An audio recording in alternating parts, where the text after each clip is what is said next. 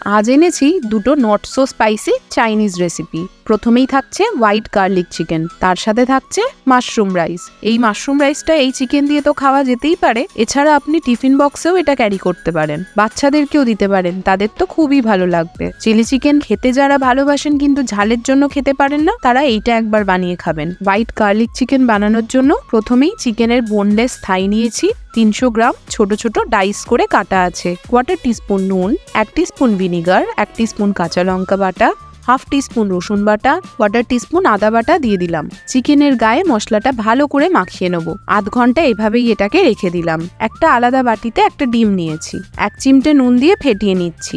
ফেটানো ডিমের অর্ধেকটা চিকেনে ঢেলে দেবো। 2 টিস্পুন কর্নফ্লাওয়ার অ্যাড করে মাখিয়ে নেবো। মাংসটা কোট করে দিতে হবে ইভেনলি। বাকি ডিমটায় 1 টিস্পুন কর্নফ্লাওয়ার দিয়ে গুলে নিচ্ছি। লাম্প হয়ে গেলে এইভাবে চামচের সাহায্যে ভেঙে দিতে হবে। এবার একটা করে চিকেন নিয়ে ব্যাটারে ডুবিয়ে গরম তেলে ছেড়ে দেবো। মিডিয়াম আঁচে ভাজবো, কারণ বেশি আছে চিকেনটা বাইরে থেকে তাড়াতাড়ি কালার ধরবে, ভেতরটা কাঁচা থেকে যাবে। আর কম আছে চিকেন তেল টেনে নেবে। গোল্ডেন করে ভেজে তুলে রাখতে হবে। এবার একটা অন্য প্যানে 2 টিস্পুন তেল ও 1 টেবিল স্পুন বাটার গরম করতে দিলাম। মাখন গলে গেলেই একটা মিডিয়াম পেঁয়াজ দেবো, ডাইস করে কাটা। পেঁয়াজটা কালার চেঞ্জ হলেই 2 টেবিল স্পুন রসুন কুচি এর মধ্যে দিয়ে দিন। রান্নাটা স্পাইসি বানাতে চাইলে এই সময় কাঁচা লঙ্কা দিতে হবে। রসুনটা হালকা ভেজেই দিয়ে দেবো জল। অল্প জলে 1 টিস্পুন কর্নফ্লাওয়ার গুলে রেখেছি, সেটাও দিয়ে দেবো। 1 টেবিল স্পুন সামরিচ গুঁড়ো। গোলমরিচ দিলে এই সুন্দর সাদা রংটা নষ্ট হয়ে যেতে পারে, তাই সামরিচ দিলাম। গ্রেভি ফুটে উঠলেই চিকেনগুলো অ্যাড করে নেড়ে চেড়ে দেবো। ওপর থেকে স্প্রিং অনিয়ন ছড়িয়ে গরম গরম সার্ভ করুন। আর আপনারা যদি আজিনোমোটো খেতে অভ্যস্ত থাকেন তাহলে 1 চিমটে ছড়িয়ে দিতে পারেন। এবার বানাবো মাশরুম রাইস। কড়ায় 2 টিস্পুন তেল গরম করুন, 1/2 টিস্পুন আদা কুচি ও 1 টিস্পুন রসুন কুচি।